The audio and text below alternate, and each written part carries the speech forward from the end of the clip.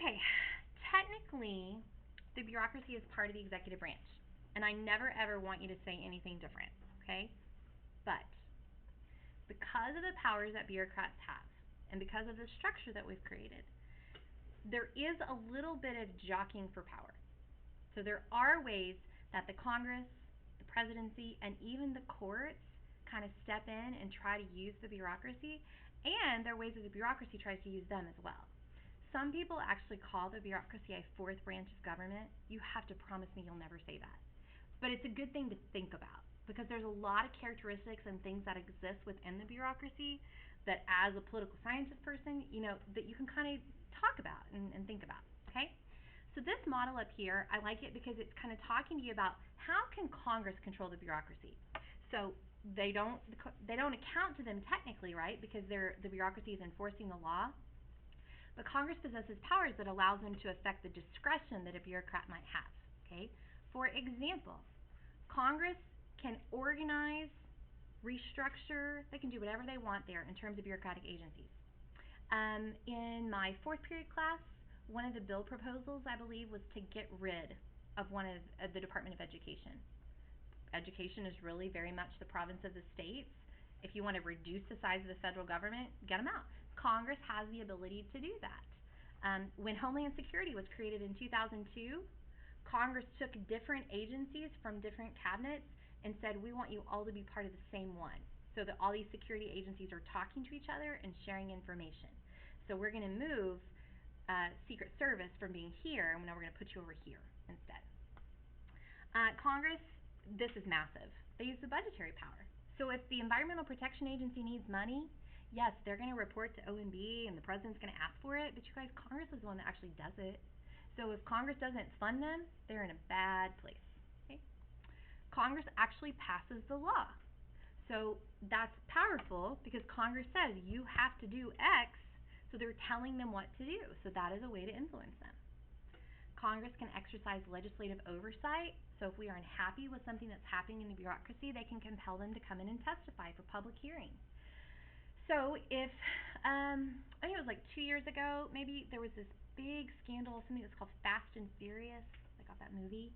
And it was about us arming rebels in South America, I believe it was, or maybe it was just Mexico. I don't remember. We were selling guns and doing certain things.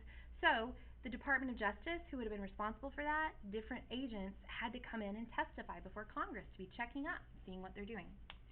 Congress also has to confirm the head of all of the cabinet agencies, all the regulatory agencies, so the EPA, the FBI, the Postmaster General, you guys, the highest ranking male person in our country has to be confirmed by the Senate.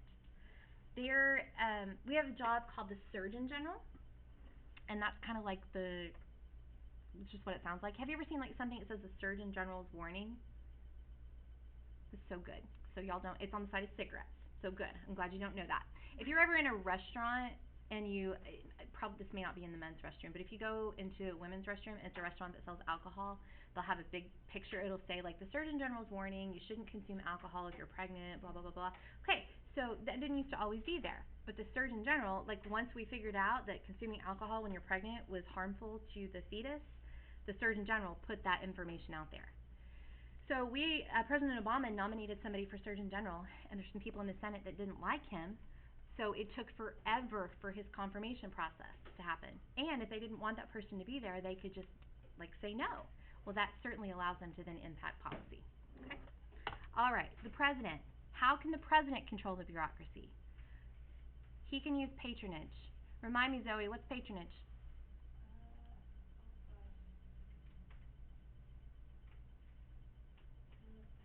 Tug smiled. Maybe that means he remembers. No? Who knows what patronage is? Oh, the word's really familiar, but giving jobs to people that you know. Good. Giving jobs to people that you know. You are seeing this at work right now. President-elect Trump is deciding who his cabinet is going to be. So over the last couple months, as he's been campaigning, there are some people who have been sucking up to him like no other. Rudy Giuliani, Newt Gingrich, Chris Christie, okay? They are, yes, and they will probably all be in your cabinet at some point. So they are people who have been supporting Donald Trump, thinking that Donald Trump's going to win. Patronage, you guys, hold on. We're going to go to the bell. Don't pack up. Patronage is not about appointing people who have done political favors for you like it was back in the day. It's about appointing your friends and appointing people who you feel like are going to be like-minded. The president can use his relationship with the media to influence policy. The president can issue executive orders. Now, we have not talked about these yet. We'll talk about them next class. An executive order is when the president issues a directive and it carries the weight of law. It's not a law, but it carries the weight of law unless Congress says no. You all learned an executive order last year in U.S. history. You had to memorize it. What was it? Executive order, it was a number. 9 0 6 6. Oh, I remember that. Ah, what was it, Lexi? I remember Ms. Decker talking about it. She talked about it a lot. Yeah, because it's a really big deal. Was it the one that was declare war? No. What was that? It was during World War II. Oh, yeah. Internment camps. Good, good. So it was when, in World War II, President Roosevelt issued an executive order that said, everyone who is of Japanese descent in this country, we're going to lock you up and keep you in an internment camp. That carries the weight of law. Okay? All right. The president can use what is called the institutionalized presidency. Hang with me, okay?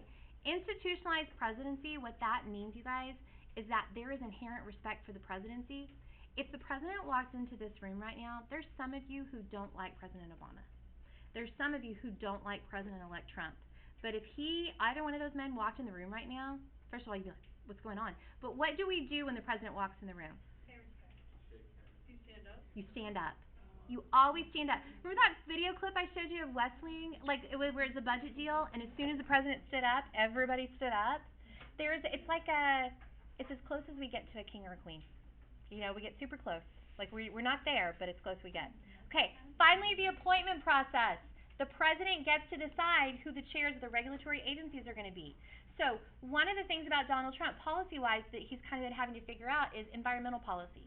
So there was very little talk in the campaign trail about environmental policy, right? And there are supporters within his base who question global warming. So he's going to get to appoint a director of the EPA. When he does that, that's going to say a lot about what his position is going to be on the environment. If he appoints somebody who's like-minded that way, that's going to say, well, we're not going to pursue a progressive agenda. We're going to take a more conservative approach, or he could surprise us. We'll see. Okay? All right. Clearly, you guys are done learning. So we did not quite finish. Hold on. We got to figure something out really quick. Let me stop.